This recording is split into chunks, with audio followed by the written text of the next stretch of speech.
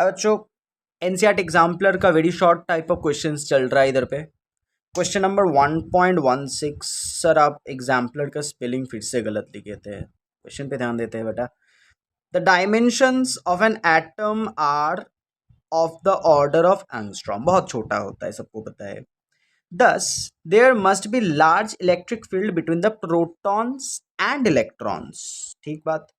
Why then it is electrostatic field inside a conductor zero? बहुत अच्छा question है, conceptual question हो गया। अब हम क्या करेंगे, इसको दो कंसेप्ट से समझने की कोशिश करेंगे। कंसेप्ट 1 हो गया आपका, कंसेप्ट 2। कंसेप्ट 1 पे क्या करेंगे, डोमेन कंसेप्ट। ज़्यादा लगता नहीं है, एक बार समझ लेते हैं। डोमेन कंसेप्ट ज़्यादा कहाँ पे यूज़ होता है आपको पता है? डोमेन कंसेप्ट यूज़ होता है मैग्नेटिज्म पे, मैग्नेटिज्म एंड मैटर वाला कंसेप्ट पे। चलो, एक मेटालिक कंडक्टर ले लेते हैं। Let's take this is our metallic conductor. कुछ डोमेन्स पे डिवाइड करते हैं। चलो, एक डोमेन हो गया ये, दूसरा ये, तीसरा, चौथा, लाइक और कितना, इनफ इनफ इनफ। अच्छा, इस पे ना आपका electric field will be directed like this. अच्छा, इस डायरेक्शन में electric field will be directed like this. इस डायरेक्शन में चलो ऐसे मान लेते हैं, इस पे चलो ऐसे मान लेते हैं, इस पे ऊपर की तरफ ऐसे, इस पे नीचे की तरफ ऐसे। तो कुल मिला के सबका डायरेक्शन अलग अलग होता है। कुल मिला के नेट इलेक्ट्रिक फील्ड का वैल्यू हो जाता है जीरो। ऐसा नहीं, डोमेन पे इलेक्ट्रिक फील्ड वैरी कर रहा है।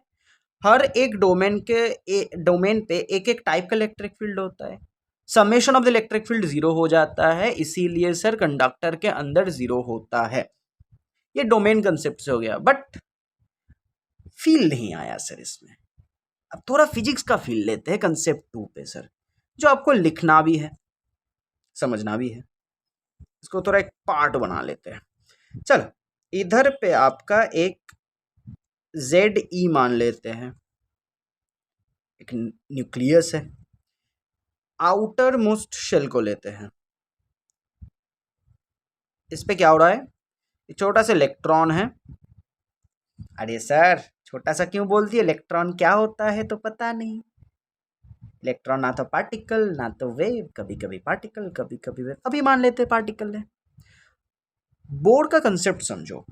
बोर कंसेप्ट ने क्या बताया, अगर ये स्टेबल ऑर्बिट में घूम रहा है, if it is moving in a stable orbit, मतलब इधर पे ना तो कुछ ज्यादा फोर्स है, मतलब इस केस में सर नेट फोर्स का वैल्यू कितना है, जीरो, मतलब ये एक इक्विलिब्रियम कंडीशन है। अच्छा सर, तो इक्विलिब्रियम कंडीशन मतलब क्या हो गया सर? देखो बेटा, इधर पे होगा आपका इलेक्ट्रोस्टैटिक फोर्स एंड बाहर की तरफ होगा सर आपका mv² डिवाइडेड बाई r, ये वाला फोर्स। दोनों को सेम करके हम लोग रेडियस निकालते थे, वेलोसिटी निकालते थे, ऐसे करते थे ना। अब बेटा एक चीज बताओ मेरे को, ये दो फोर्स का वैल्यू अगर एक दूसरे को कैंसिल आउट कर देता है, नेट फोर्स का वैल्यू जीरो हो जाता है। मतलब अगर कोई भी एक एटम जो अनचार्ज कंडीशन में है, अनचार्ज कंडीशन में कोई भी एक एटम के अंदर नेट फोर्स का वैल्यू कितना होता है, वो इसके लिए इसके चलते बोलो या इसके चलते बोलो, टोटल फोर्स कितना होता है, जीरो। अब इलेक्ट्रिक फील्ड क्या होता है, net force divided by net charge, है ना। अब नेट फोर्स का वैल्यू बेटा हो गया जीरो, तो इलेक्ट्रिक फील्ड का भी वैल्यू हो गया जीरो। इसीलिए अगर कोई अनचार्ज कंडीशन में, हाँ, इसके अंदर तगड़ा फोर्स अट्रैक्शन फोर्स हो रहा है, बट इसके ऊपर एक और फोर्स भी तो लग रहा है, तो क्या हो गया सर, ये इक्विलिब्रियम पे आ गया, नेट फोर्स जीरो हो गया। नेट फोर्स जीरो होने का मतलब इलेक्ट्रिक फील्ड भी जीरो है इसका, इसीलिए सर कंडक्टर के अंदर जीरो इलेक्ट्रिक फील्ड होता है। अच्छा, अब बोलेंगे अगर इस इलेक्ट्रॉन को, सपोज ये न्यूक्लियस, इसके अंदर बहुत सारा एक और ऑर्बिट बना लेते, चलो ऐसा बहुत सारा ऐसा चीज था, एक और ऐसा दो इलेक्ट्रॉन था, एक इलेक्ट्रॉन को सर निकाल दिए, तो ये पॉजिटिव चार्ज हो गया।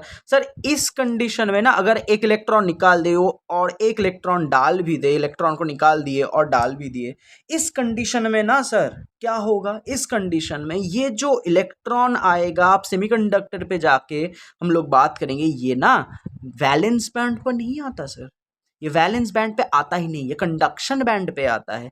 जो बाहर में अगर कोई इलेक्ट्रिक फील्ड है वो कंडक्ट करने का कोशिश करेगा, उस टाइम पे भी सर इसका इलेक्ट्रिक फील्ड का वैल्यू जीरो हो जाएगा, हर टाइम पे इसका इलेक्ट्रिक फील्ड का वैल्यू जीरो हो जाएगा। इसका कंसेप्ट थोड़ा हम लोग सीखेंगे कैपेसिटर में एंड रीजन जानेंगे सेमीकंडक्टर पे।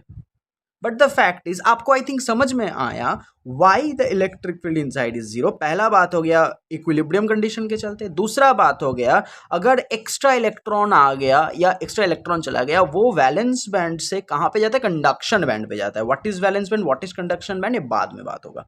ठीक है सर।